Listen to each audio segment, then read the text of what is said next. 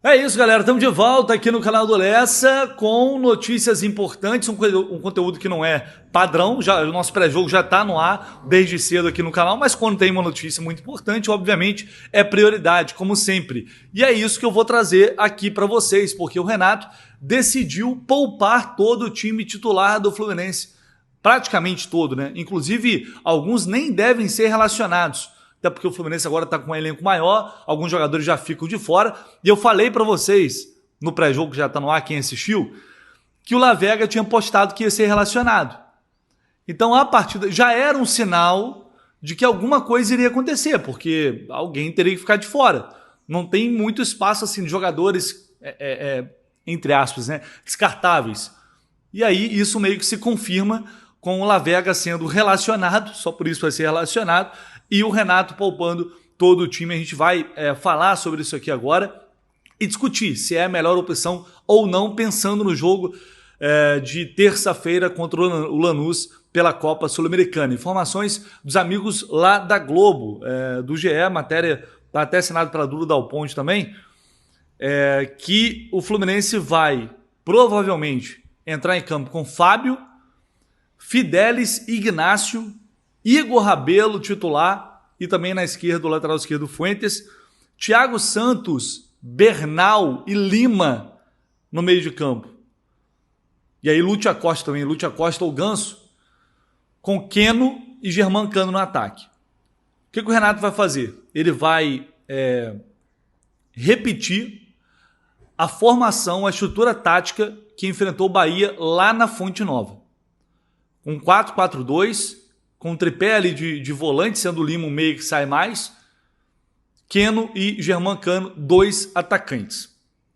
Bom, o que me preocupa de cara aqui, eu falei inclusive que o Fidelis deveria jogar, porque o Guga é o único do profissional ali de fato, né? O Fidelis está na transição, que está à disposição com a lesão do Samuel Xavier, então não é arriscado você perder o Guga também. Então o Fidelis tinha que jogar, acho que o Thiago Silva não deveria entrar nessa partida. Eu falei Ignácio Freitas, e falar a verdade, eu tinha até esquecido do Igor Rabelo. Igor Rabelo que chegou agora, toma a frente ali de quem poderia? O Manuel, né? Seria uma outra opção para jogar ao lado do Freitas, mas ele decidiu também tirar o Freitas. Daí ele vai com o Ignácio e Igor Rabelo. Ainda assim o Manuel fica como opção, ou seja, está no final da fila, apesar de que ele deu contra um recado, né, quando teve que entrar agora recentemente. E aí na esquerda ele deve escalar o Fuentes também. Até aí, cara, é claro que é muita mudança, isso não é bom. O próprio Igor Rabelo não está totalmente entrosado ainda com o time, mas o que mais me preocupa aí é esse meio de campo. É um meio de campo que vai ter muita dificuldade. Eu não gosto dessa formação e acho que não tinha necessidade. Vou explicar por que ainda.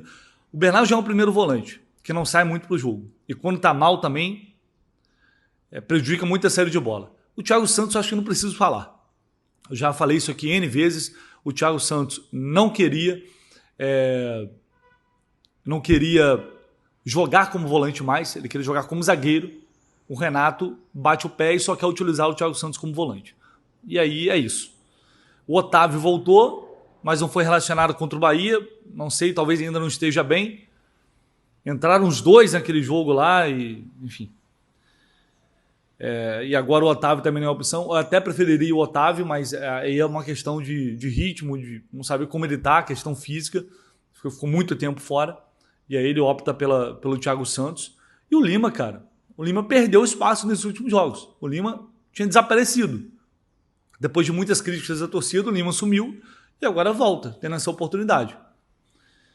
Então, cara, é um meio que o Acosta vai sofrer bastante. Ou ele ou o Ganso. Eu não descarto o Ganso começar esse jogo, não. Já que ele está poupando o time todo. Mas como o Acosta deve ser reserva na Argentina, porque eu acho que ele vai com os 3 volantes, tanto é que ele tira os 3 da partida, isso para mim já deixa claro que vai acontecer lá, ele deve começar mesmo com o Acosta. E aí a situação, né? O Fluminense poupando o time todo titular e ainda assim o Ganso deve começar no banco de reservas. A estrutura tática me agrada até. Eu acho que o Fluminense competiu muito assim na Fonte Nova e pode competir. bem hoje, mas não com esse meio de campo.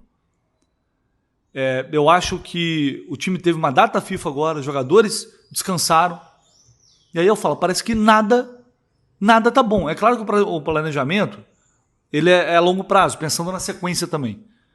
Mas, pô, dá um gás agora, é um jogo importante, ganha esse jogo. Mete 3 pontos aqui. Tudo bem descansar alguns caras, não estou discutindo isso. Mas tirar os 3 volantes, deixa um pelo menos para dar uma equilibrada. O Bernal com mais um, aí coloca o Lima. Se tivesse Bernal com Martinelli, o Hércules e o Lima, já dava uma melhorada. Encorpa só um pouquinho mais o time. Para você... eu realmente tenho preocupação com o Campeonato Brasileiro. Não dá pra gente deixar o campeonato de lado.